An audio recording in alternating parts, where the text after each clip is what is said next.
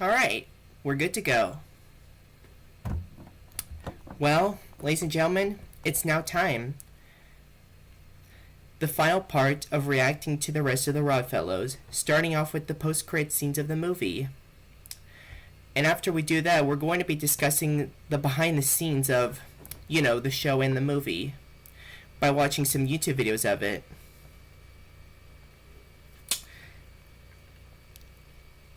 And then we're going to look at a few more Rodfellows things, and after that I'm going to do something a bit more exciting for this time.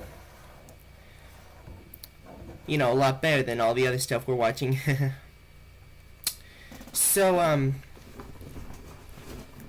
yeah, and the last time I had to stop, the last time we were streaming, I had to stop for a bit because some people came home. Well, now we're back to where we last were. The ending of the end credits of the Rodfellows movie, then the post-credit scene. Alright, with that being said, let's go ahead and get started, shall we? Let's go.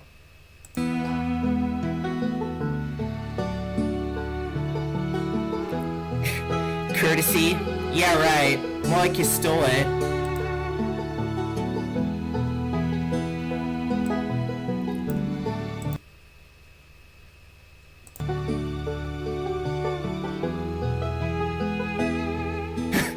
That logo came quickly.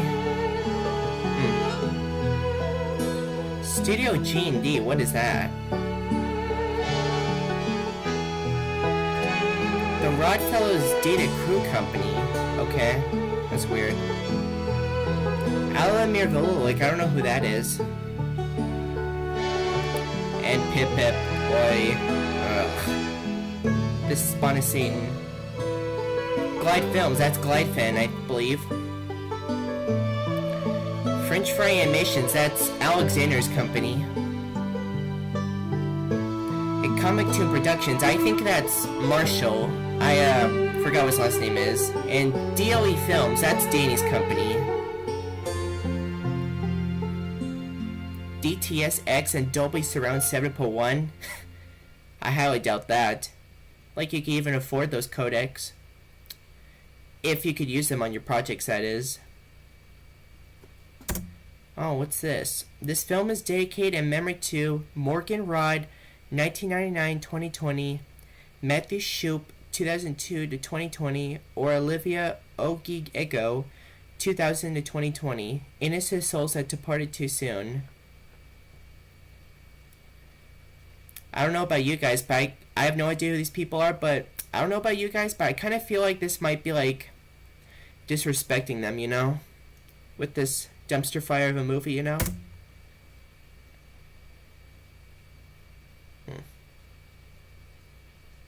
Oh, here it is. Post-credit scene. Okay, you five, get in there! Dinner will be at 7 p.m. They're in tonight. jail now. And by the way, you five are really lucky, you know? If I had it my way, I would kill the five of you. But you're lucky Jesus! the law won't allow it. Over a prank war? I hope you five enjoy What is prison wrong for with the you, rest of man? your natural You're born sick. lives. Well, this completely rakes. I know.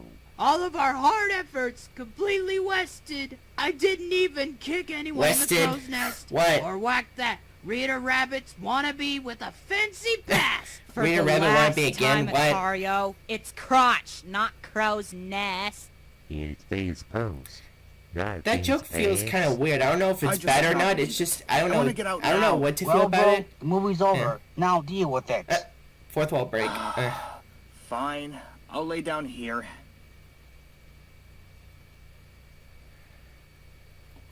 Why? Why? Red Bear Studios. I don't know who owns that company or what the company was even meant to be. I'm sure it was meant to be the distribution company and PG scenes, some action, some rude humor, thematic elements, and brief language. You forgot to add inflation pressures, bruh.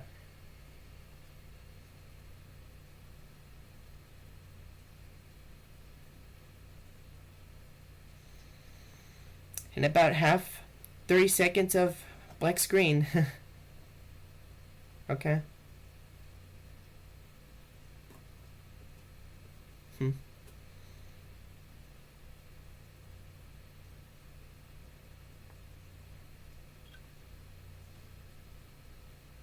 That's it. Oh, hang on. Whoops. That's it. It's finally over. We did it. That was the Rodfellows movie. What I thought of it? Well, let me tell you something. It was dog shit. The animation was awful. The writing is just all over the place and barely has any story. The voice acting is terrible. And there's just too many inflation fetishes, most of them involving children. So overall, it was nothing more than an abysmal dumpster fire that was destined to fail. You know, since this doesn't even qualify to be a real movie, so honestly, I'm gonna have to give it my very first 0 out of 10. Congratulations, Rodfellows movie. You were the first movie to reach that goal. But you know what? It's not over yet. There's more matter to discuss. Now it's time to discuss the controversies behind the movie and the show. Alright, let me just switch to Chrome.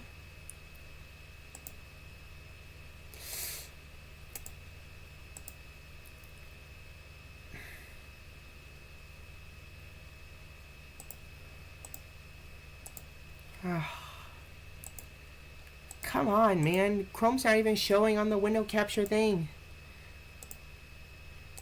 God damn it.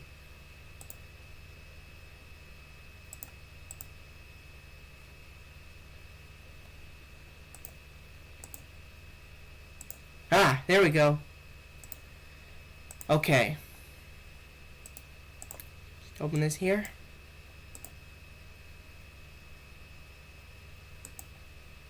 Alright. Okay. The Rodfellows movie. Oh, actually... Oh, never mind. We found it. Okay, for starting off, we're gonna look at, the review of the Rodfellows movie by Nick's Wolf. Because he watched this movie way before I did and made his review on it, and it's really heated, and he also gave a warning about the people behind the show, too. And another video he made about the Rodfellows was of a video he made of his experiences of 2021, and that included his experience with working with Element B, so we're going to watch that too. But first, we're going to start off with this one. Okay? Now, Alright. Alright, we're all set up now. Let's go ahead and get started, shall we? Let's go. Now, I made this review a few days after the original release of a Rodfellows movie, which was infamous for being the movie that killed Harmonic Entertainment. Not only was the quality of a film bad, but what happened behind the scenes was way worse. During the entirety of a film's production, the company and the reputation of a Rodfellows as if he even had a reputation. Because of drama, which I will discuss later in this video. For now, here is no offense to Nick's, but I don't even understand why you would think he would even had a good reputation. Like, as if he even had a reputation at all.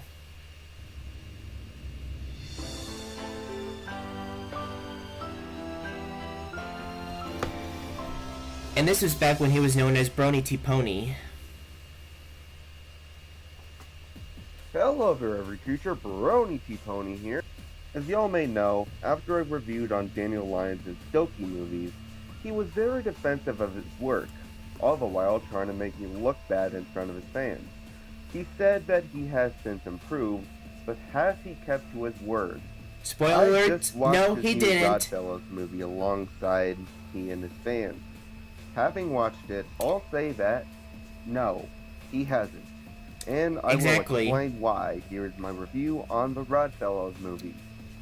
Starting with the story, I could still see that Lyons is still incapable of writing a decent story. Exactly. Most of the movie consists of a character standing in one place and talking to each other. Exactly. Sure, there are some scenes that have a main character that can do something, but those scenes are overshadowed by those characters doing nothing. As a result, watching this movie all the way through was a chore for me. It was a chore for me too. That this movie features stolen plot elements. Notably, the scene in which the antagonist pulled the fire alarm at Wiedener's school, which was copy-pasted for the Arthur episode April 9th. However, when I attended the premiere of this movie, everyone in the chat was calling them references. Allow me to sort out the confusion. A reference is a subtle mention or parody of something that's outside the bounds of your work. Daniel's references are not subtle mentions or parodies. He was flat out stealing plot elements from other shows. I think most people would also consider the SpongeBob cut butts off Mount Fireplace reference as a stolen plot element, but however, I think I see that as more of a reference personally. It was kind of a funny one. The biggest one I found, probably one of the only good things about the movie, you know? Not only did the lip syncing not match up to what the characters are saying, but during the scene in which I think they probably used the lip syncing function on Adobe Animate, but they should have figured out a way to use it more properly. How do you mess that up? Onto the characters. Another positive thing I can say about the movie was that compared to the Doki movies, real voice actors were used, and the acting in this movie is actually very good. However, no offense to Nix, but to me, no, it isn't. I personally don't understand why you thought the voice acting was good, because I just couldn't bear listening to it. The lamest antagonist ever. All they ever done with the film was try and start a prank war with the Rodfellows, which isn't really that bad. Well, I mean, they did also start a rampage around the city in that Mechabot, which, Another thing that but I guess it's not really much. Why every female character sounds so suggestive. Yeah, exactly. Also, what's with all the big bellies? Oh wait, I remember now. Daniel still has an inflation fetish, which is pretty much common knowledge at this point. And the fact that he's inserting them onto content for children is very deplorable too. To say that I was let down is a huge understatement, as I really thought Daniel improved, but I was proved wrong. I think he's practically incapable of improving. He still doesn't know how to write a proper story or properly animate characters, and not only because he still continues not learning his lessons, but which you'll see soon. Has been exposed once again. You know, when I was watching this movie live, I noticed that several anti-Rodfellows trolls were spamming stuff in the comments. I'm not saying that's the right thing to do, but at least they understand how garbage the Rodfellows is. I just don't get why so many people could enjoy this crap, let alone support a crooked, untalented hack with an inflation fetish. Forget what I said about Peppa Pig, Angela Anaconda, and G3MLP. Yeah, those shows look like God compared to this show and movie. Sorry. Demonic, putrid, and just plain terrible. And before I end this video, don't think I forgot about you. Dan P. Lyons. You are the Sony Pictures animation of web animators. It's one thing to make horrible content. Personally, I would say the Chris Chan of web animators, saying that you've improved, because at least Sony was able to make more good content for later years, such as The Mitchells vs. the Machines, which I plan on watching soon. To improve the quality of your work. You haven't improved at all.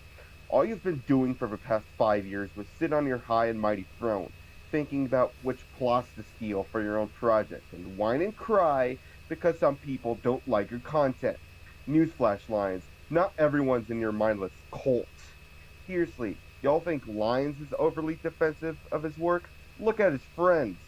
They would attack anyone who even thinks of disagreeing with their dear leader. I said it before, and I'll say it again. Daniel Lyons is the most egotistical, narcissistic, and the most toxic YouTuber I've ever came across. I've seen many Go animators improve their content while you and your mindless cult are stuck in the same hole y'all have dug yourselves into for the past 5 years. All I'm trying to say is, Lyons, you're despicable. And why would I talk about the Rodfellows movie without talking about Danny's certified partner, who is apparently as bad as he is?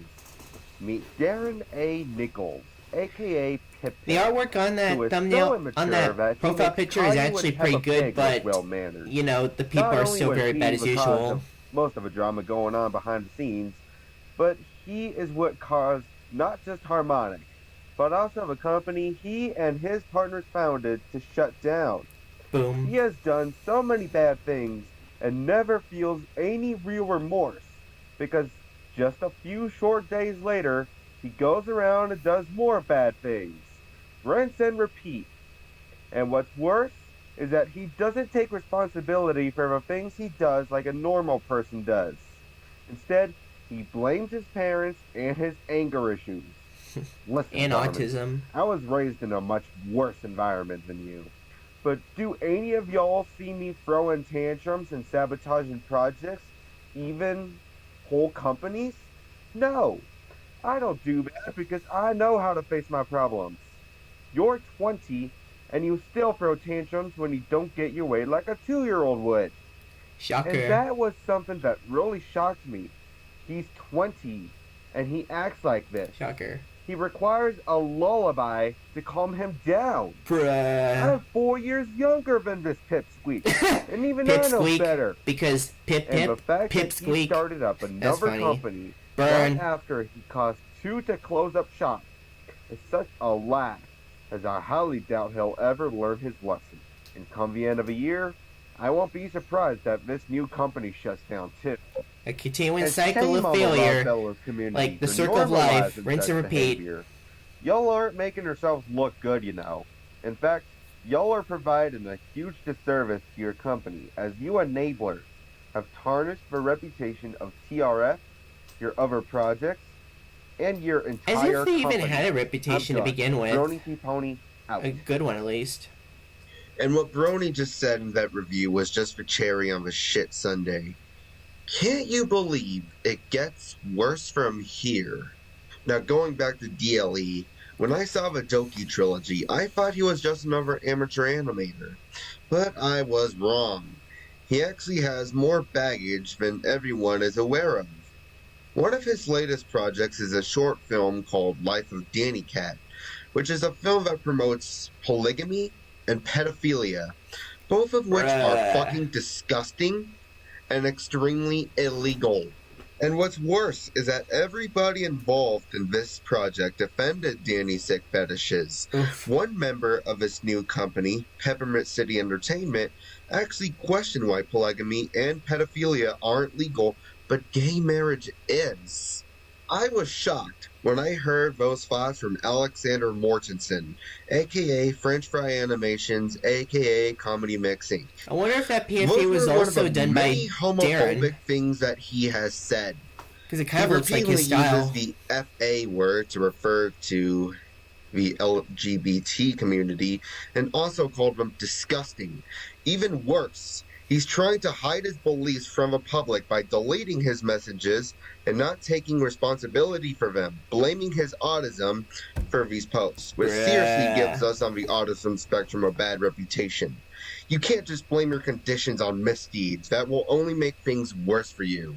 And now we go back to talking about Pip Pip, who despite being 20 years of age, requires a lullaby to calm him down, throws a tantrum when he doesn't get his way, doesn't take responsibility for his actions, and clings on to Danny 24/7. A little man-child. Every time Darren faces major backlash for his actions, he doesn't take responsibility. Instead, he disguises himself as a bot named Jill, who calls everyone else out for going too far on him, when really we're all just giving him constructive criticism on what he can do to improve as a person. I saw that video. It was like a Go Anime video made with Business Friendly, and it was really cringy. Criticism at all, which is very important as a content creator. Not only does he resort to his bot Jill, but he also relies on a coworker by the name of Julie DePaulo, aka the voice of Hash Brown Samantha, a lullaby for him to calm down to. Need I remind you that Darren is 20 years old, not 3. Julie's also one of Darren's biggest enablers, as she also calls everyone else out for attacking her little baby Darren. And she's deplorable for doing that. You're not making Darren face the consequences for his actions. You're babying him, and this is why there's always drama going on in your community. Going back to Darren now, he also has the not-so-good idea of turning the Rodfellows into a more mature cartoon, even going as far as insisting that there should be a sex scene in the movie. The reason why will shock you. He wanted to put this scene in there just so a 15-year-old employee would get turned on. Bruh. What the hell's wrong with these people? Exactly. You tarnish a wholesome kid cartoon and turn it into a modern Family Guy 2.0. Now, shifting focus to their company as a whole, they may seem minty fresh at first, but they actually run by self-centered, egotistical maniacs who value disgusting fetishes over quality content. Other atrocities they commit are stealing plot elements from others, mistreating their employees, and not accepting valid criticism. While it's important for a film crew to think positive about their own work, they're not even a real company without PCE money. Are so positive of their works that nobody is allowed to give them constructive criticism, let alone dislike it. Not only that, but whenever something produced by PCE is posted on a review website, say IMDb for example, everyone would create accounts so they could post 10 out of 10 reviews so that they could avoid a score below a 5. Just imagine being so desperate for praise that you go on IMDb and give yourself a perfect score just so you could avoid the truth. That is not what a normal film crew would do at all. Exactly. In conclusion, what may seem like a minty fresh company is actually an evil cult in disguise. Peppermint City Entertainment is not a production company, but rather a group of monsters. Monsters who take advantage and manipulate others for their own benefit. This is not a review, but rather a warning.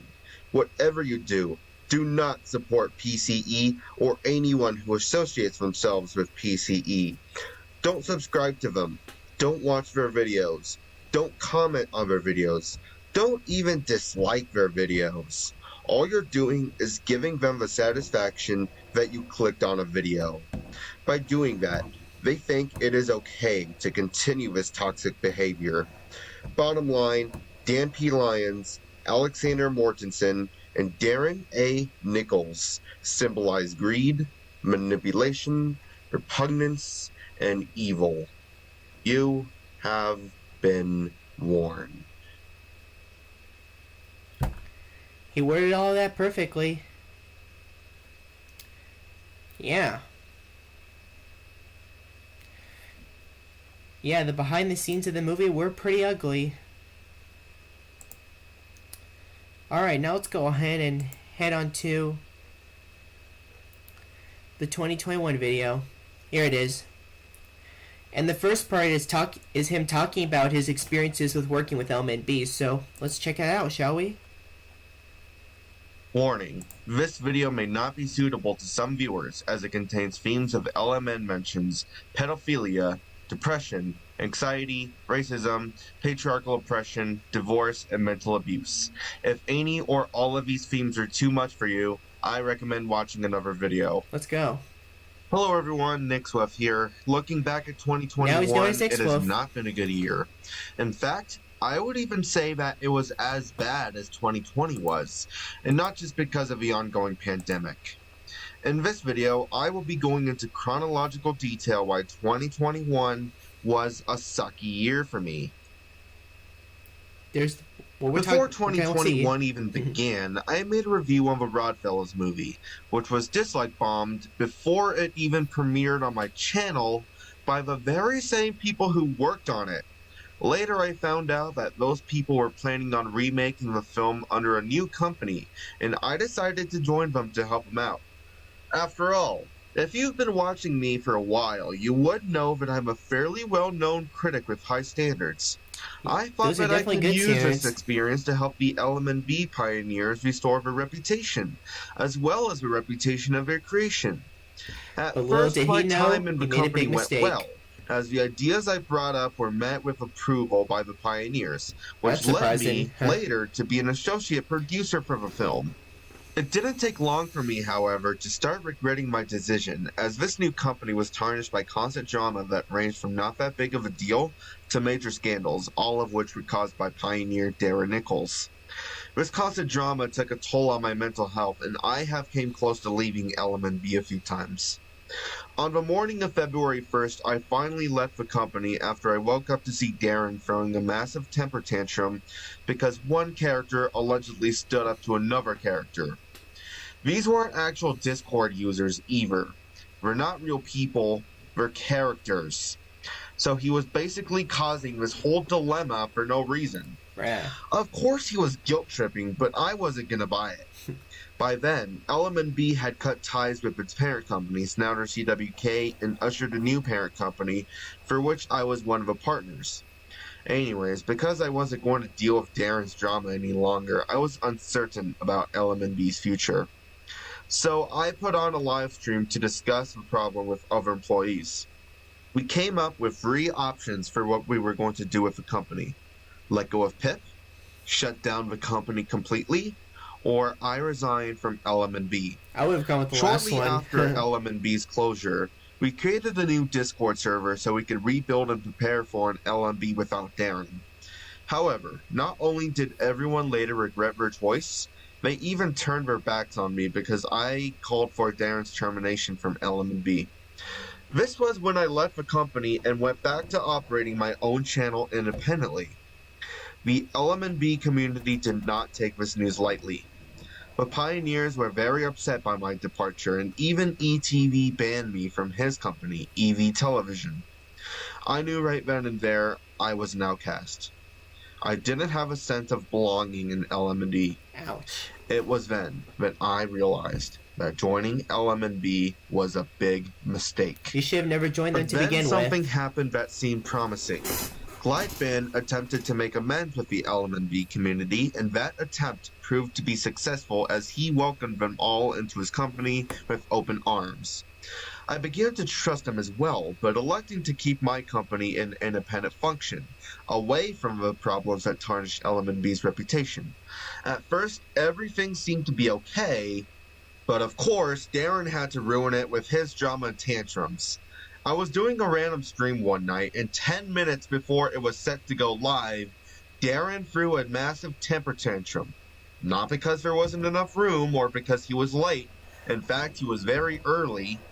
But it was because Danny and Izzy came in before him.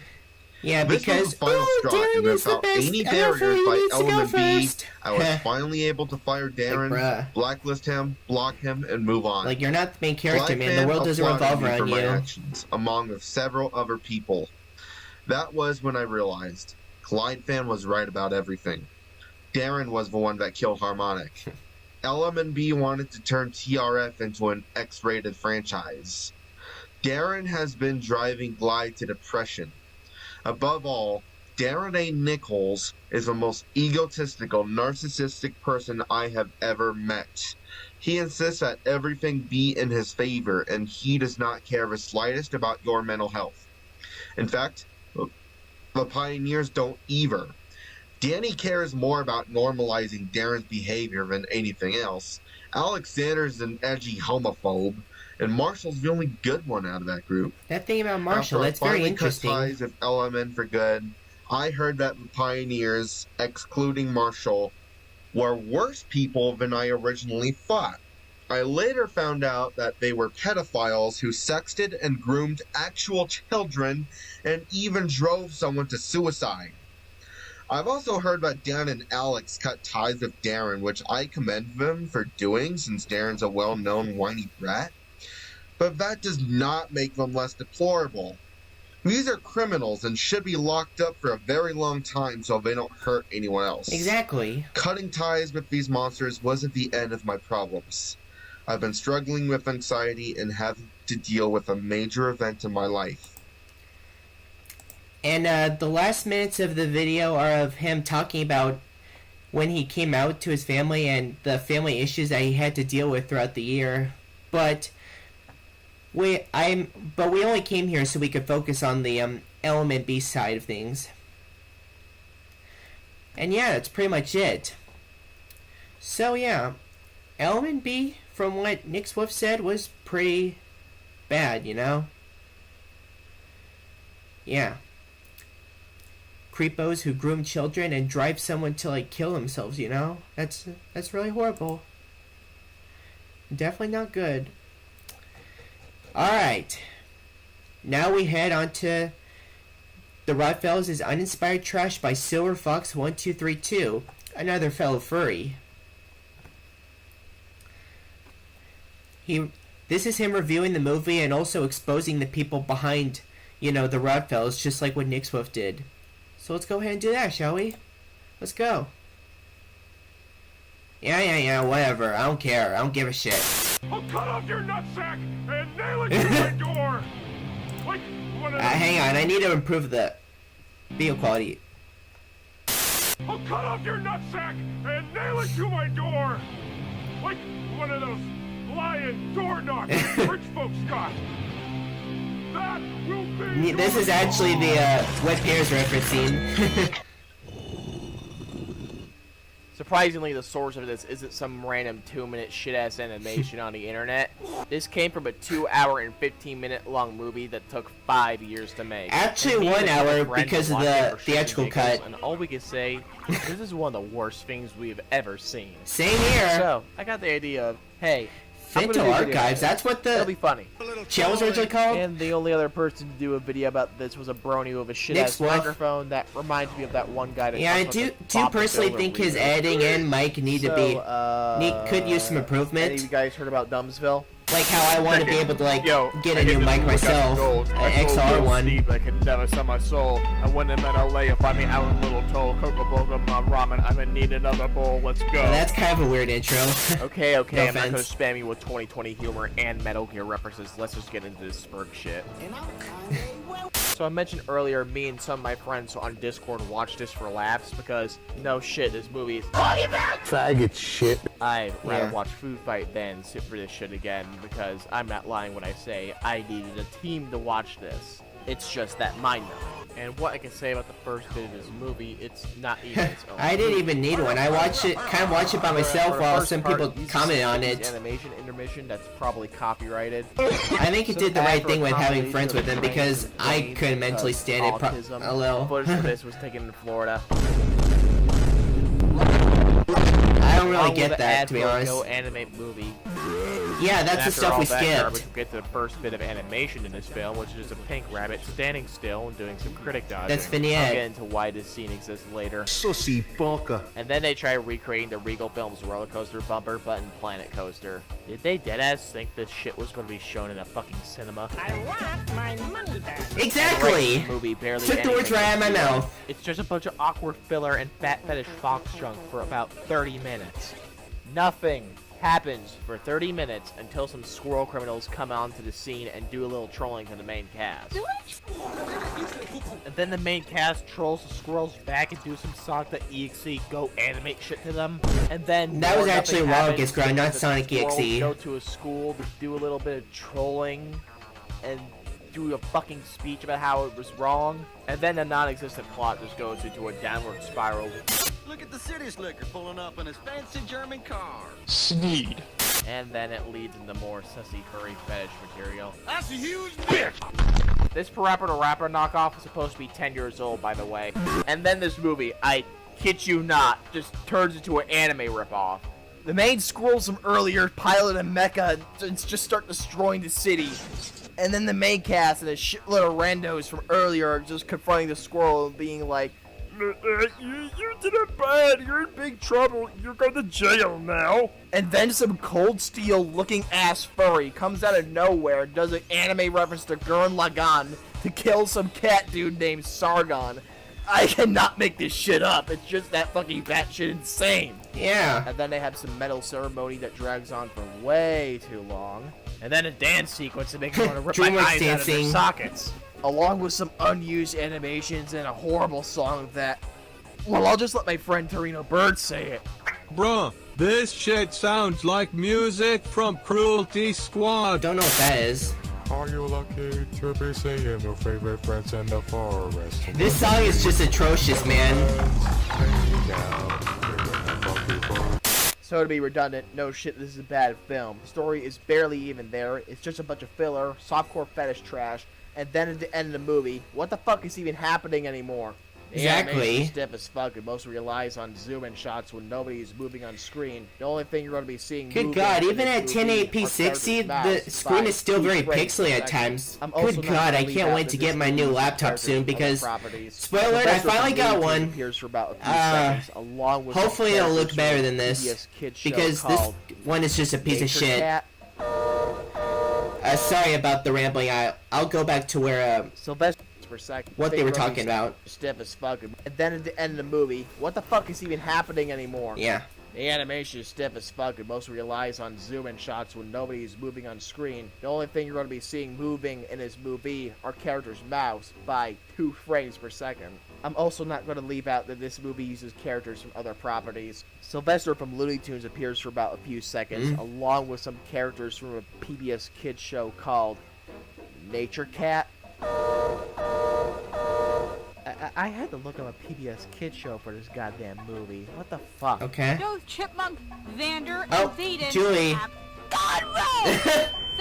Exactly the point I made before. That rabbit we saw earlier going on a whole entire critic dodging rant. Yeah, apparently along with this shit show taking 5 years to make, it was made by a bunch of pedos with an inflation fetish. Like that's even a surprise anymore. Ugh.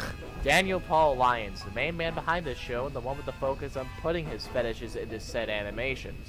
Alexander Andrew Mortensen, a try-hard edgelord that often spurgs out in suicide baits. And Darren Alexander Nicholas, aka Pip Pip, a man so spastic they need a lullaby to calm themselves down. I am not even joking about that part, it's on the Q thread.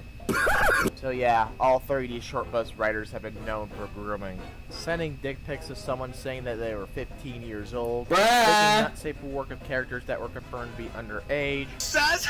Bruh, they have all the qualifications for autismo groomers. I can make a fucking bingo off these guys. Hell, this isn't even the end of the list of the despicable shit that these 3 have done. Heard all 3 of these creepers try to groom a 13-year-old because they thought they were cute. And that Darren dude wanted to put a sex scene into the movie because they wanted to get some 15-year-old hard. Yeah, this shit is incredibly fucked up, and knowing how groomers work, their ideas are probably going to spread to their victims, and more creepers are in their Discord server. Probably ones we don't even know about. So yeah, this video is just me mocking some shit-ass movie I found on the internet. It's also me calling out these deviant creeps. This Rodfellows shit is like looking at Blue Cat Riolo, but split into 3 separate flavors of autism. I'll be linking more info about this Rodfellows stuff below, because all I can really do right now is signal boost the info about these creeps and the creepy community that they've made. I'm SilverFox1232, and fuck this shit-ass bedfellows. Yeah! Crash. Mancoot.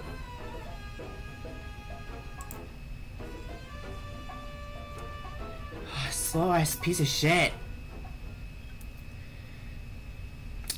And yeah, pretty much, the LMB people are nothing more than creepy groomers who also drove someone to suicide. Yeah, these people are just really deplorable, you know? Not much else to say, you know? These people worded it way better than I ever could.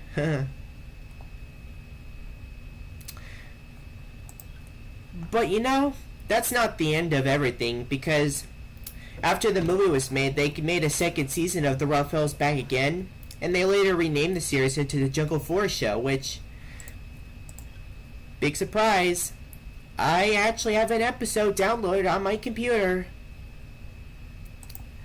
And yeah, we're going to be reacting to it. So just give me a second here, and I'm going to get it all set up.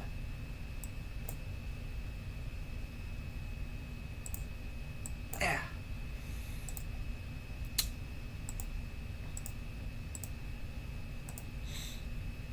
Alright, let's go. Hey guys, before we start the show, you're probably wondering what happened to the Rodfellows name.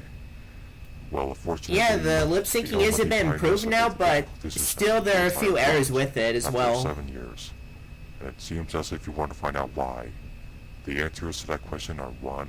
The name Rodfellows was unoriginal, cliche, and flat-out controversial to the team's beliefs.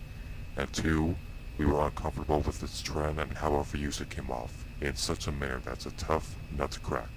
Of course, you may not get used to the new name easily, but trust me, originality exists for a justifiable reason, as well as name changes. The future is bright for the gang and the team as we continue to make persuasive changes. His voice is deeper. And initiates a new chapter for all of us. And on top of that, it's getting louder too. The new name makes a beneficial effect for all elements imaginable to mankind relating to our group. With all that being said, please give a warm welcome to the Jungle Forest Show.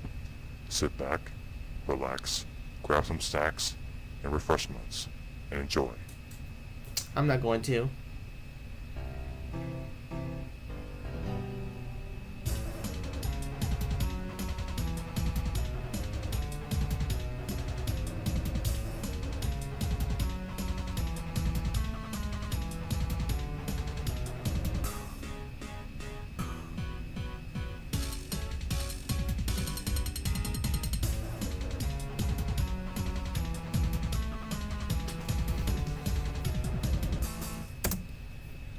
Can you believe that? They're still being unoriginal once again because they ripped off the intro to King of the Hill. And I think the font used for the logo is from the logo for Toys R Us, which I don't think they're allowed to use that either. Well, anyways, let's continue. Go on with the episode, shall we?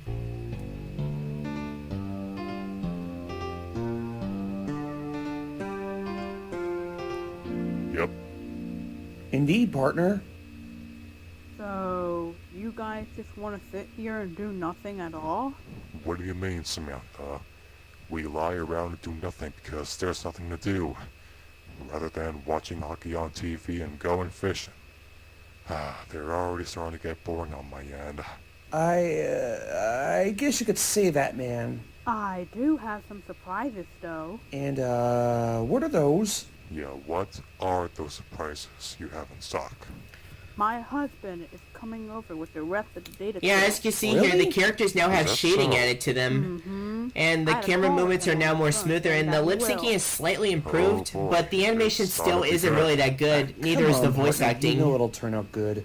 I could trust you on this one, buddy. You know what? When those fellows arrive at our Jungle Forest house, we're gonna give them a warm welcome. I mean, you're not wrong. They teamed up with us the past few years, and it's about time they do. So, if you want to take part, just wake up already. Yes, yes. Here, have this. Well, what do you know? That's solved the problem. I told you these energy drinks would work, and you Is that the lo-fi girl right there? What? What are you waiting for? Huh? I'm waiting for those members to come. What are you expecting? Members? What members? Are you talking about VIP members? Are you talking about your gaming members? Are you talking about the members of Precious Company? Are you kidding me? Okay. No, that's not what I was referring to. I'm talking about the data crew. Get that through your head. Anyways, I hope they come. My girlfriend is expected to arrive too. Oh, we got a first message from Spice Fantasy 6. The intro ripped off King of the Hill's intro. Better not make fun of Originally her. my I know ass. what you're gonna say. Exactly. Don't you make an assumption about me. You know darn well that Talia hates being touched. Because she's touchy, right? Yeah, you smart pill guinea. Almost 4:30. Yep. And Samantha's voice is now slightly deeper now. Well, you all came in at the right time, thankfully. Hello, Mr. Stenson. Glad we finally made it on time. And since we already know who you all are, just come on in and enjoy your stay. With pleasure. So, how have things been going? Oi, Alexander still sucks at voice acting. Oi. After nearly 7 years. You've made the right choice, Mr. Stenson. Besides, that name was admittedly a blatant ripoff of another show. And I have to admit, it was just unoriginal, it was cliche, it was overused, and it was controversial on so many levels. And last but not least, that word doesn't even belong in the dictionary. Not at the very slightest. Yeah, I mean, let's be honest. What were you guys thinking going under that group name? I guess we didn't know any better back then. I see. Just come up with a better group names next time. Oh wait, you already know because you know better now. Good for y'all a lot. Okay. So anyways, what else has been weird. happening on your end? The usual. Alongside the fact that we've been going for a swim. Napoleon was resting, Mac was watching, Alice and HB were looking down at the water, and all these other fun stuff. It was worth the endeavor. That figures. I was just spending time with my Polly at that time. And you both sure love each other, don't ya? Yeah, sure we do. I can't swim in the pool because I almost drowned it in one when I was a baby. Did he stumble over his words a bit? And I'm getting the picture that you're still incapable of swimming, right? Yeah? I haven't talked with you in a long time, Cody. I missed you. I missed you too. I miss you as well, Naomi. Aww. What? It's been a while since we last talked. Ruthie. Philly? Dear God, I also missed you. Where has our talk Good been? God, why? I missed you so much. Oh, you poor thing. Well, at least she doesn't sound like a creepo anymore. I didn't think I'd be gone for that long. Yeah, what she said. I was a substitute for you too. Come here, Philly. There. It's okay. You know, Ruthie could have been with me this whole time, dealing with tough things the right way. I understand. I don't know why she had to leave me. I didn't leave you, Philly.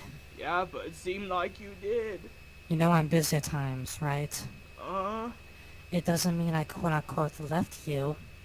You know, there's more important things in life. Like? You know how you focus on your hair and middle band, right? What about it? You're definitely amazing at being a rock star. You think so? Of course. Remember that band you're in with Jay and his brother Leon? Oh yeah, I do remember the Army of Skeletons. Think of all the hardcore... Army of Skeletons? Is that a band? That becoming a rock star makes your view have That the rock and roll band in the show? You're probably just as badass as my band. Yeah. You're probably even Maleficent. Just that like character uses the earlier designs. Same. Just remember. And that other, that light gray cat character looks like Kitty the cat from SpongeBob. Hello, guys. I'm one of the newcomers to the data crew. Yep, this is my twin Yeah, sister. she sounds like a Texas As I speech said voice. Before, they call her Cheese. Makes sense. I've always wanted to meet you. Yeah, my twin brother told me about you. And that's true, right? Yep, I'm into gardening as well, just like Summer is. Oh, Summer.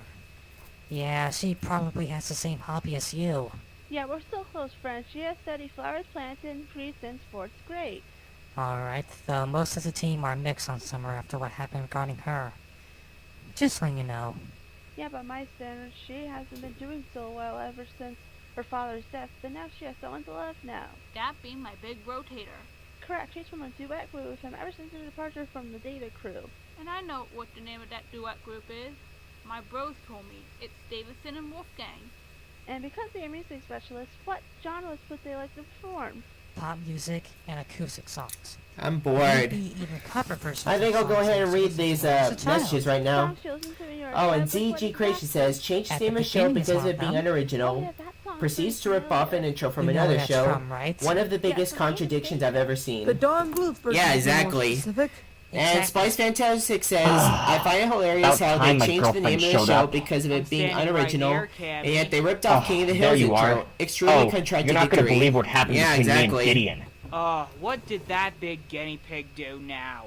He laughed about you being touchy. That voice is awful. That's clearly Gideon, Alexander voicing her. I am not touchy. And that you better not touch Fox me. guy, is that Darren voicing him? I will give you a sucker punch. You hear me? Don't touch me.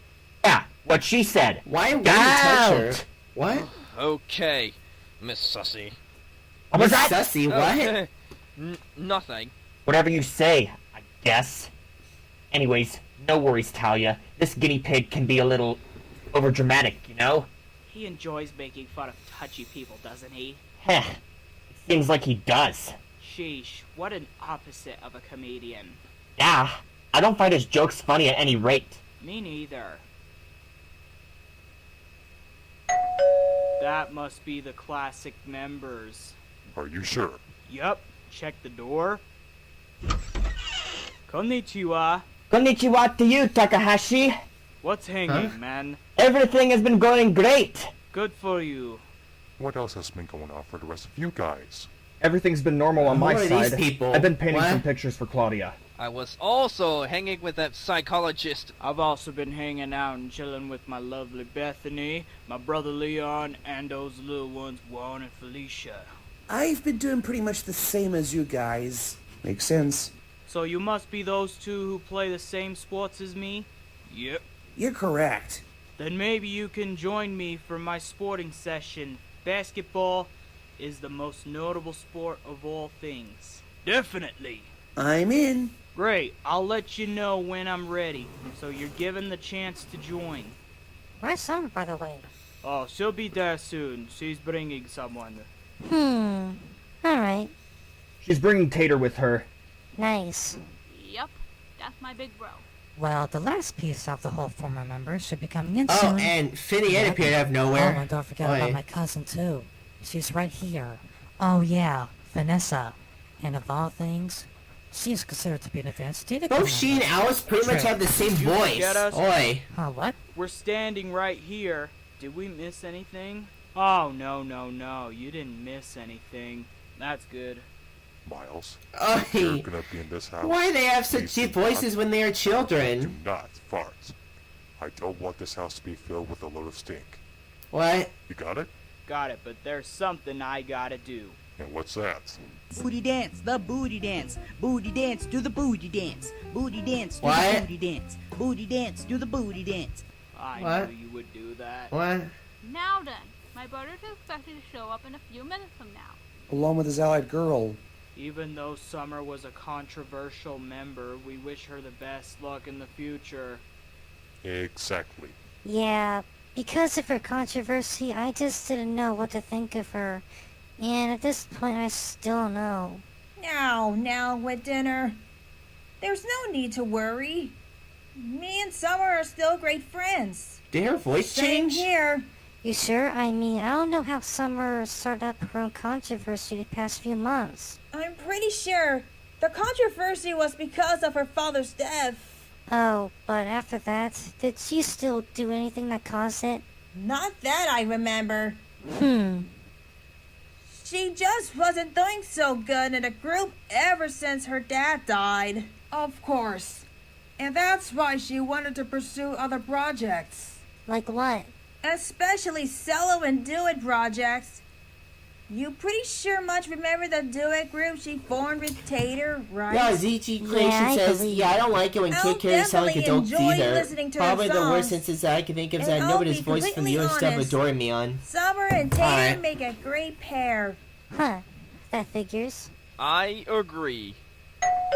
That must be them. Hey guys.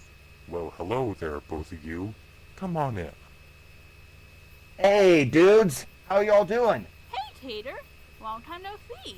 Been a while, sis. I bet you and Summer have been doing a bit of ideation with your projects, eh? Yup. Hey there, both of you. It's been a while since we last saw each other. It's good to be back face to face, eh? Of course. Would you care to explain to all of us about David's... Why is that cheese being like a heart? Definitely. On her crop top. Alright guys, before I begin, I will explain about my departure from Data Crew a few months back. You probably remember the death of my father last year, right? Of course, it was so sad to see him go. I know, ever since he died, I just wasn't doing so well in the Data Crew. My interest in performing with the group just slowly began fading. So that's when your abilities to do so began to weaken. Yeah, and that's when it came to one moment when I announced that I would depart from the group to pursue my own projects. Well, Yeah, you guys are probably wondering why I'm not talking much. It's because I'm bored. There's not much happening. Just fixing everyone's problems. This whole episode is just really boring. It's just people talking about shit. Besides pursuing solo projects, I also wanted to pursue duet projects, and I just realized that I wasn't alone after all. I still had Tater. Yep. You've pretty much known me since 2019, if I remember. Yeah, when I first met you, I'd left your guitar performances. And the thing that makes you so handsome, that's that red bow tie you've got on. It's very iconic. And very true. Yeah. Now, anyways, ever since my departure from the Data Crew, I met up with Tater and asked if we could make a duet group, and he agreed. And there was another thing. He was having the same thoughts as me. As if the both of you have much in common. Nice! Yep. I even recorded a video of Tater playing his guitar. Mind showing it on screen? Sure.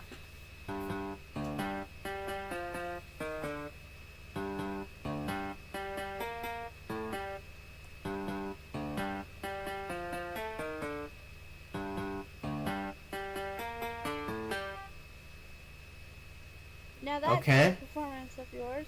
Thanks. Isn't that perfect for official soundtracks of our albums and everything, don't you think? Well, look at the time. We've got some recording to do for our first single. Yeah, we'll talk to you guys later and expect to see our first music video appear on our Daves and Wolfgang YouTube channel. It's been fun talking to you guys. We're going to our studio right now. See y'all later. See you later, bro. Well, there they go. Yeah, I feel like we should perform for the gang. After all, we both like punk rock. Duh. Oh yeah, y'all like punk rock. 'Cause you act like punks, get it? I guess that is kind of funny. Real funny, Gideon. Typical. Anyways, let's continue. Alright, you probably heard that Tijuana Sweetheart is my favorite punk rock band. Of course. This that you're going to perform is gonna be astonishing. Let's hit it! Okay, what? Now they're singing? Did they just steal a song for this? What? I think I need to mute this for copyright. Oi.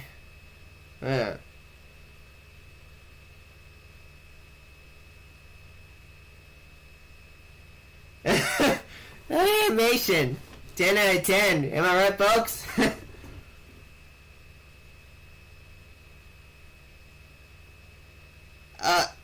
What is that? Is she like water dancing? I forgot what it's called. Okay. Oh, okay. Wait. Wow. Alright. That was excellent. Bravo, bravo. Thanks, I guess. We are looking forward to appearing more often with you guys, Mr. Stenson. Same here. I'm glad to hear that.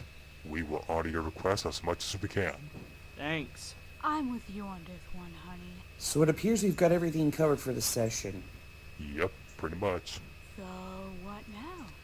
Well, as for the leaders of the Jungle Forest Gang, guess we could pick off from where we left off in this living room. I've got something better. We could head on down to our place in Tokyo. Sounds like a plan. I'm down for it. I'm taking Samantha, Alice, Finny, and Vanessa in my Maserati. Bet. The rest of us will get in our JF Mobile. Alright, whatever you think is best, us TDC have our own vehicles. And we already know what models they consist of. Of course. So with that being said, let's get going to Tokyo. Off to Tokyo we go. Alright.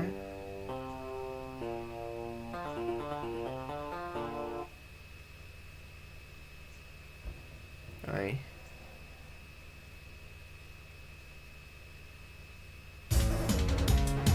And now they're ripping off the credits to King of the Hill. Aye.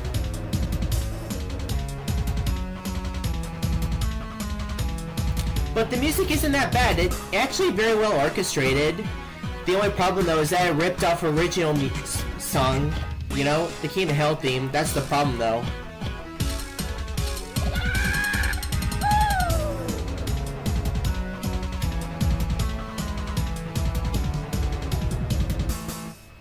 He enjoys making fun of touchy people, doesn't he? Oh, touchdown television, what?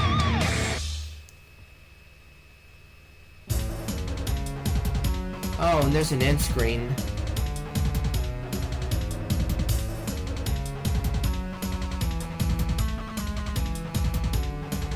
What kind of walk is that?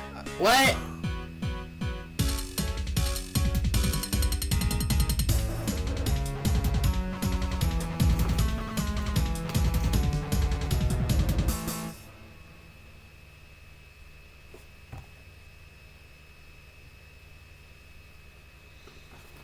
Yeah, and that's the Jungle Forest show. Overall, this episode was no better than many of the other shows. It was still very boring as fuck, and the characters constantly talk about random shit, do nothing all day. There is this one song and a few moments here and there, but other than that, it's just really bland. And you know, guys, I think I know what happened when they went to Tokyo, because let me show you something.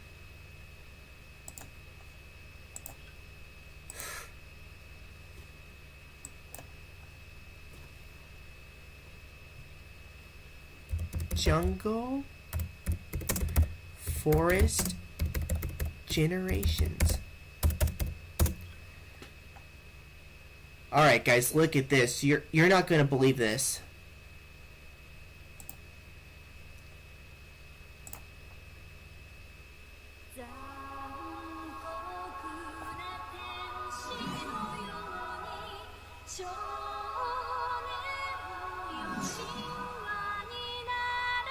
Why? Why?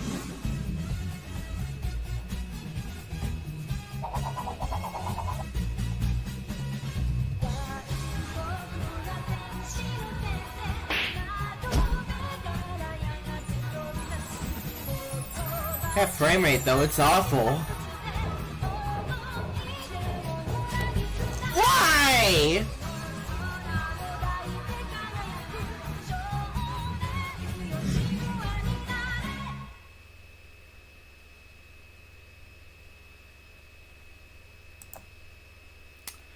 So yeah, it appears as though they're now going for a more anime style approach to the Jungle Forest show, except they ripped off Evangelion, the intro to Evangelion.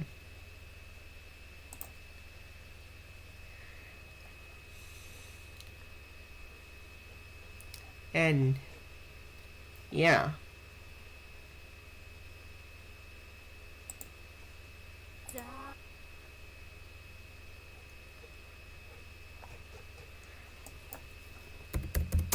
And there's a few more stuff I want to show you too. SCH Triplicity, that's the YouTube channel.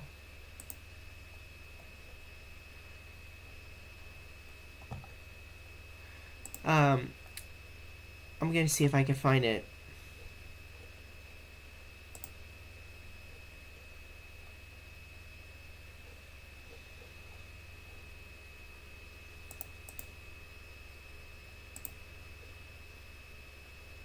Ha! Lions Nichols. I think that Daniel and Darren are at it again. They're back together and they made a new company. Look at one of the logos I found. You're not gonna believe this.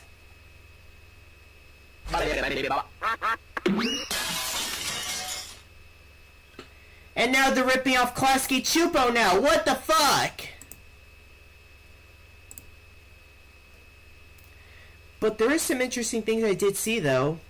Like these traditional animation tests. Look at this.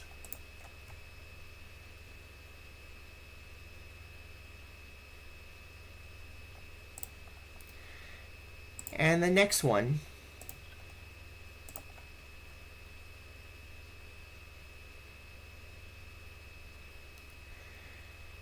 So I guess now they're trying to go to traditional frame-by-frame animation and improving the art, but I'm still having a bet that they're still not being original, you know? And look at this too. Grammarly Go is the only generative AI product that you need. It's easy to use in the places you write.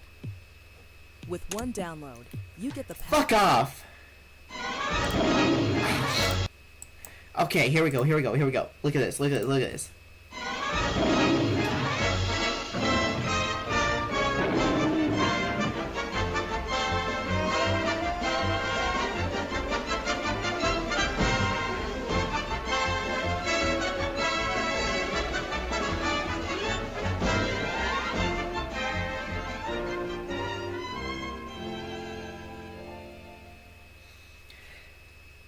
It looks as though they made a fucking ripoff to Tom and Jerry.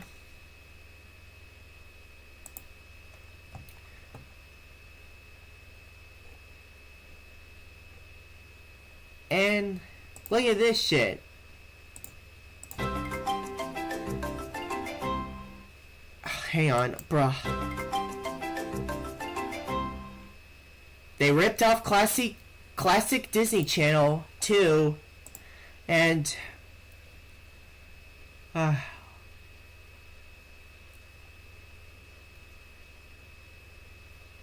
oh, here it is.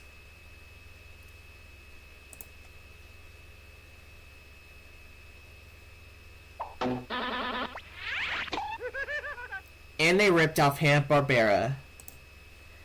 Like, bruh. So yeah, as you can see here, they have not learned from their mistakes at all. Oh yeah, there's this thing, I haven't seen this before, let's check that out. Oh, what?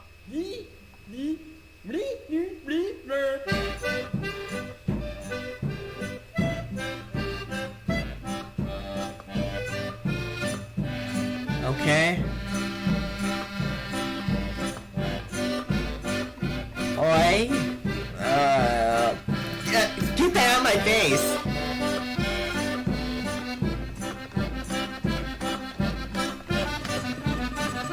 Now he's juggling.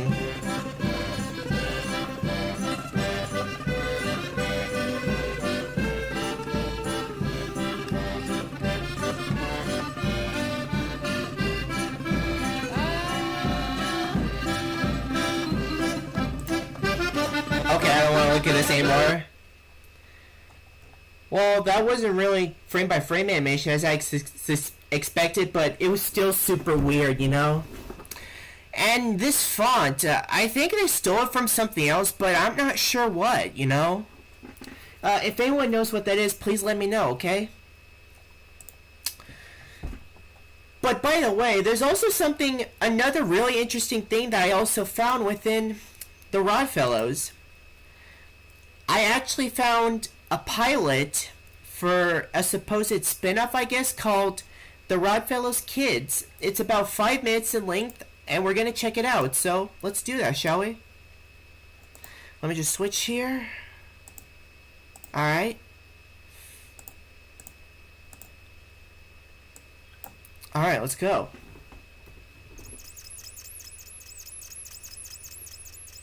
Comic Tune Productions. I think that's Marshall's company.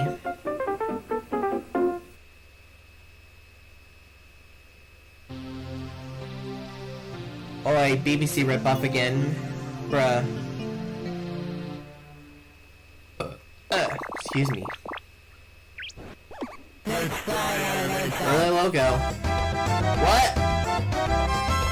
They fucking stole music from SpongeBob SquarePants Super Sponge. What?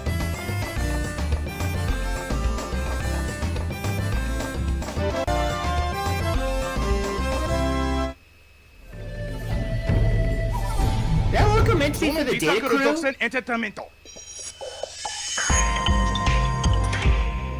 Early Fredbear logo. I think this is also from Super Sponge, that music. Oh, what are these though? And next up on our list of oral report is a Stinson. Why are you all silent? Don't say something. Say something. Okay. Well, I gotta start from the beginning.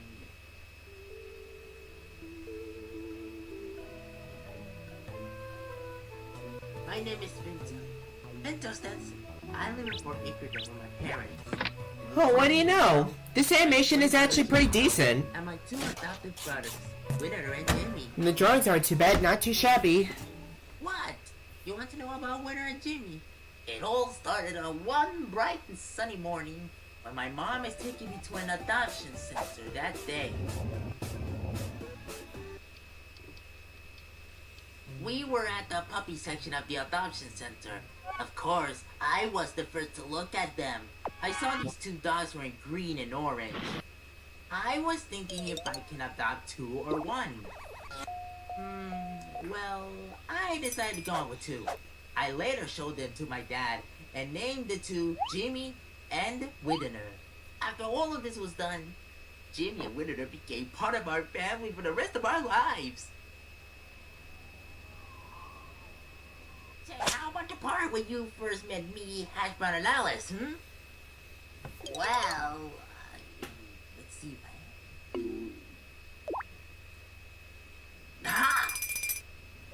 Yes. It's from that mall I always go to with my parents. Oi, that Not too Super far Sponge away from the music. daycare, actually. So, it all started that day. I was learning how to walk and write my name on my fancy tablet PC I got for my birthday when I was like 2 or 1.5 or something. When suddenly, Why two? That's weird. I saw you guys. I saw that you have a broken foot, so I rushed into my dad and Jinto and told them what's the matter with you, managers and I, blah blah blah. And then I finally got to business. Oi, are they still making Cody chubby? Even as a kid? What? Your boy is finally cured. Okay, this kid became Ed and Eddie for a little bit. Jokes, stories, and Oh, never mind. I guess he's meant to be normal weight. Well, that was weird. As time flies by, well, I learned about friendship and I don't know. That's about it.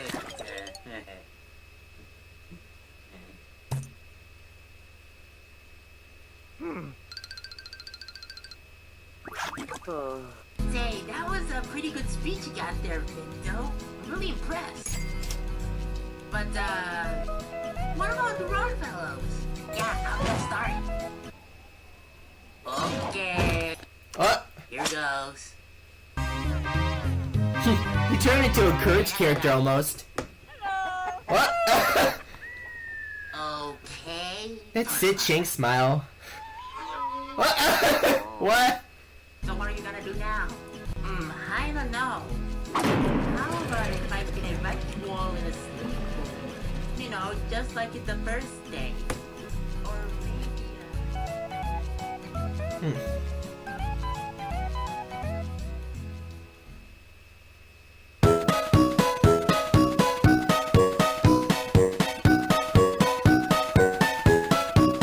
Oh, they made it using micromedia flash and swivel. Alright.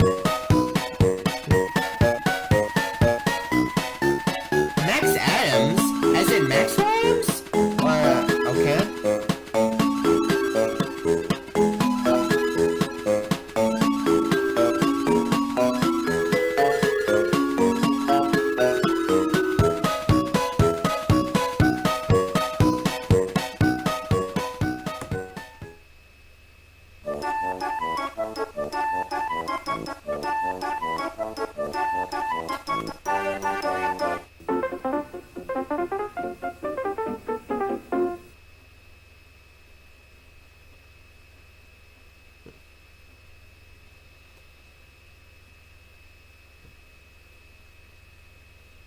Alright, that was the Rodfellows Kids.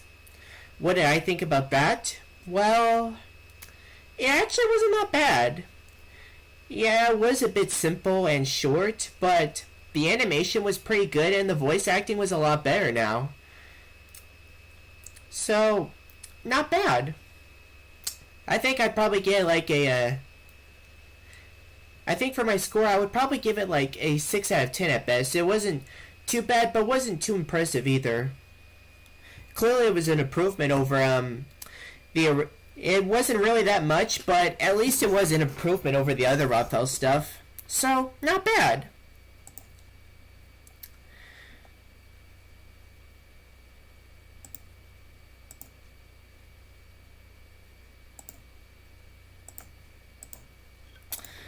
Alright, so, the Rodfellows. Let's just say, it was a dumpster fire from the start. Started off from very cringeworthy slideshows to very poor animations to outright abysmal animations that outright steal from others, apart from one good short. And not to mention that the people behind it were nothing but pedophiles who groomed children and drove someone to off themselves, you know? They continue to be unoriginal and deplorable, and it's clear that this show was destined to fail. So overall, the Rodfellows was nothing more than a complete disaster. And with that, that ends all of the Rodfellows streams. But actually, there's more. Before we end the stream, there's actually something I want to show you guys. Something very interesting. Let me go ahead and pull this up real quick. Alright.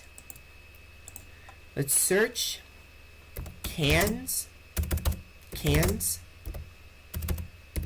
without labels. Here it is. Cans without labels. This was the final animated work created by John Kay, the creator of Ren and Stimpy. He actually made a Kickstarter for it back in 2012. He actually had the idea for the short ever since 2008. He made a Kickstarter for it in 2012. He slated to release in 2013, but it didn't come out until 2019. And it ended up being criticized for its poor quality and for its and for the sloppiness of the work and for how long it took for John Kay to release it, because he's been well known for being too slow when it comes to getting stuff out because of his perfectionist mentality. That's what I was going to say, mentality. I'm stupid. And this also came out about 1 year after he was exposed for, you know, sexually abusing 2 minors, which, doesn't that remind you of something? Yeah, I've only seen like a few minutes of this short, but I haven't seen all of it yet. But now I think I'm going to go ahead and show it. Watch all of it with you all, you know? Oh, but before we get started, I want to see if there's any more messages.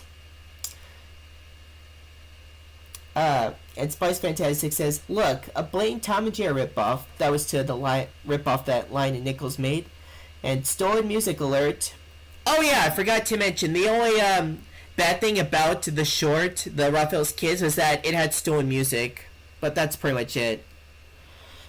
And Spice Fantastic also says, I watched Cans Without Labels before, and it was horrible. Well, for everyone else, let's see how horrible it really is. Let's go, shall we? Let's do this.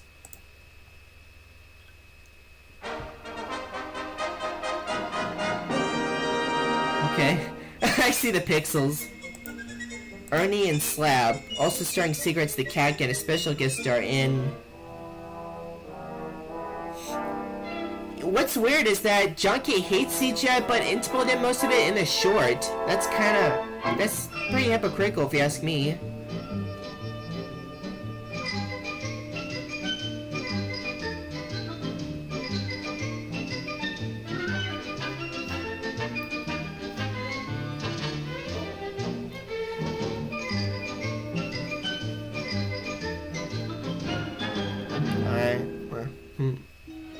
The following animated cartoon is based on a true story, and only the names and species have been changed.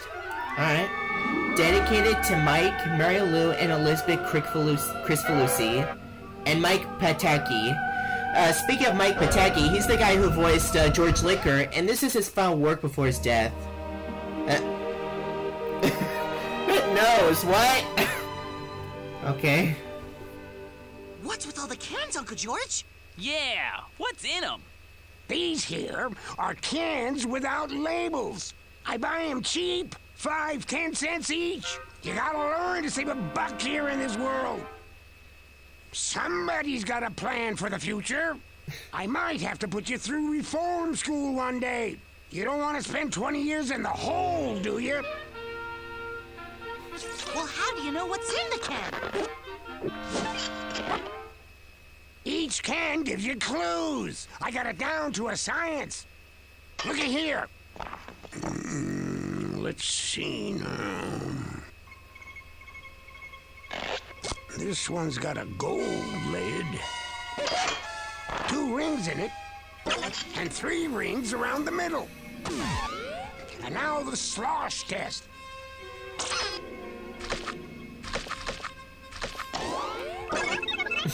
Okay.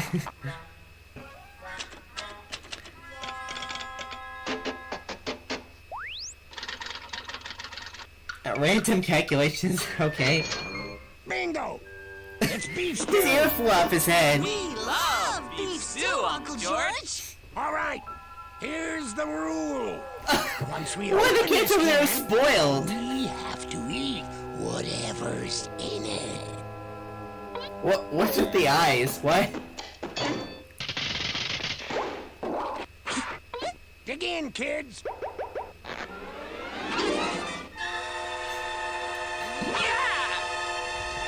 What's wrong? It's beef stew, isn't it? Yeah, the animation is a bit weird at times. Sometimes it's stilted, but sometimes it's smooth. Well, I guess we're having. And sometimes it uses puppet animation too. It's very inconsistent, you know? Get back here! Sit down and eat your face! Oh dear. They're being forced to eat a face against their will. Oi. I don't get it. What's wrong with the face? Perfectly good face. You should look that good. Do You know should how look that starving good? African What does that babies mean? Would kill What? me for a nice face like this, do you? Well, why don't we send it to them?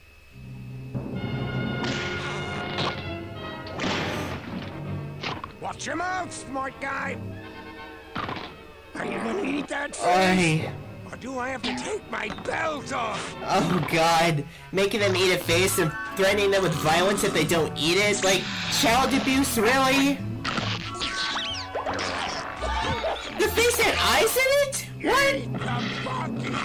And he randomly eats the table? What?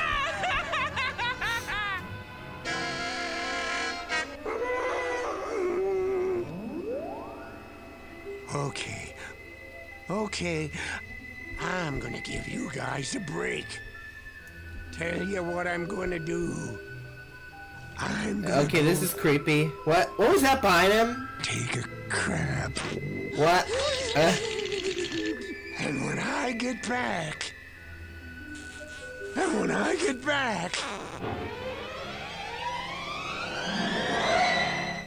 Oh, that face better be gone. Okay.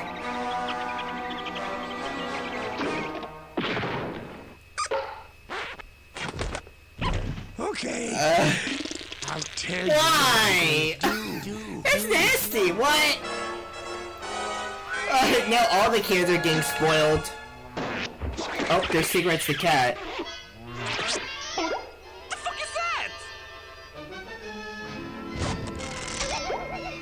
Whoa! Way to go, Slab! Who knew you had a brain? Okay. It's kind of a cute little kitty. Okay. What's happening to his butt cheeks? What? Wow! What? So this is what an ass is for. Hey, cat! Okay. You hungry?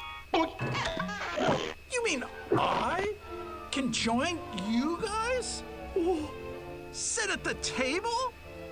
Eat human food and... This is the happiest day of his life. It's your lucky day, pussy! Wow! Pussy? What?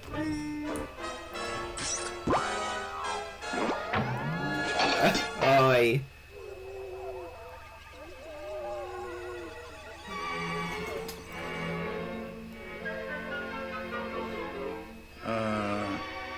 Okay. Is that a face? Yeah. You want me to eat a face? Yeah, pussy. It's all yours. He called pussy again. Listen. I know I'm a mangy alley cat, and I'll eat just about anything. But even I draw the line at a face, man. Jesus Christ. Some cat. Okay. Okay, that's harsh. Alright. I'm almost done.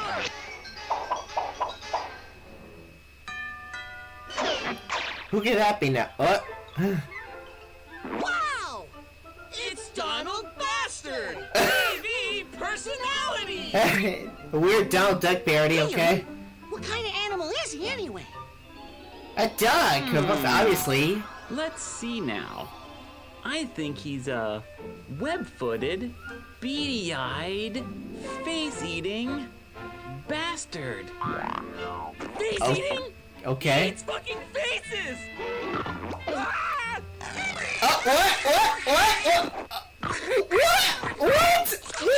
Poor Ernie, or Slab, whichever one he is.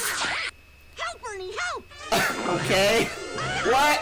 Alright, man. What? That's a bit too much. Like, why? Face. What was his eyes doing? What? You got it, dude! Why is he showing the guy with his butt crack? Like, what? Oh my god, his pants are falling down. What?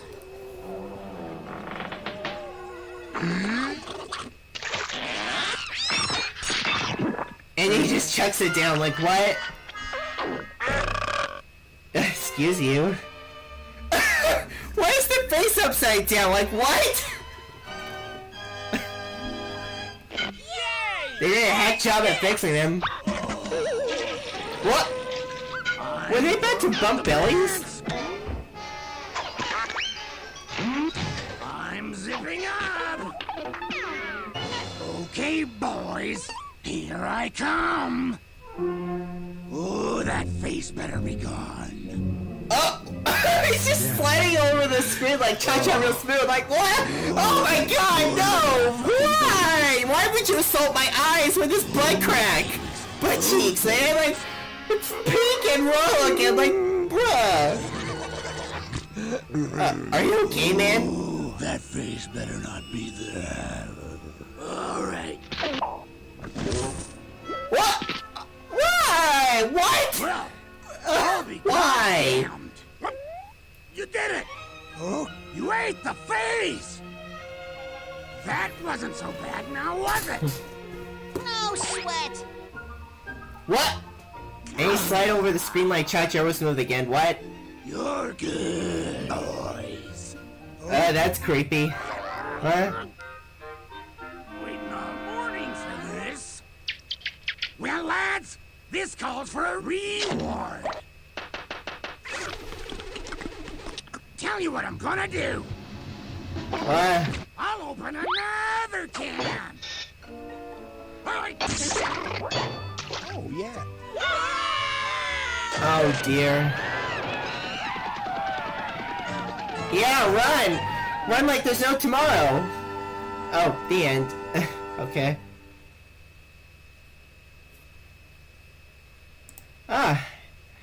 And that was Cans Without Labels. What did I think of this short? Well, it wasn't really that good. I mean, the implications of child abuse are not really, are pretty mean-spirited, and there's also the nudity was, some of the partial nudity was pretty cringeworthy, and the animation is pretty inconsistent at times. Like, sometimes it'll be frame by frame and smooth, at times it'll be, like, very, like, stilted, and other times it'll just be, like, puppet animation just dragging on the screen like a video editing software.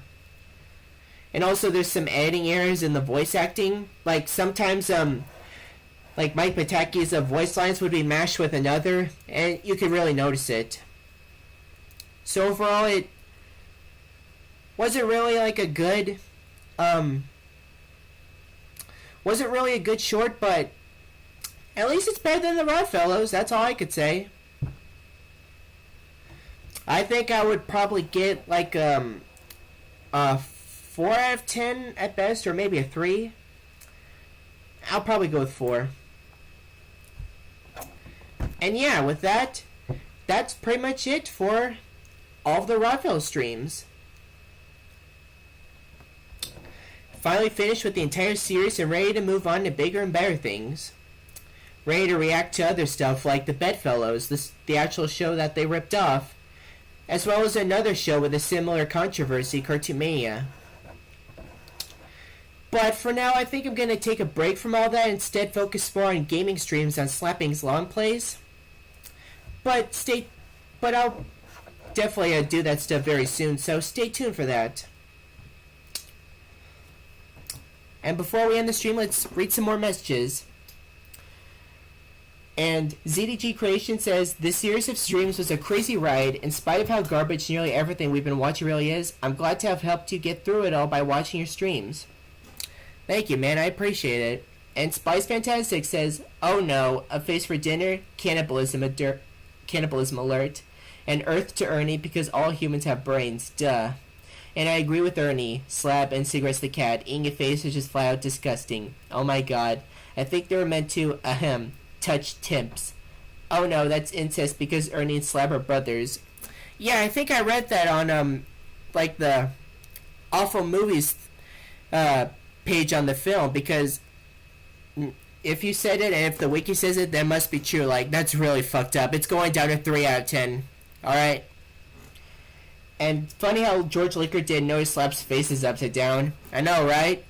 And seriously though, I believe Ernie and Slap are the most likable characters in this short. Yeah. I agree, I'd rather watch Cans Out Labels than the Rodfellows. Yeah.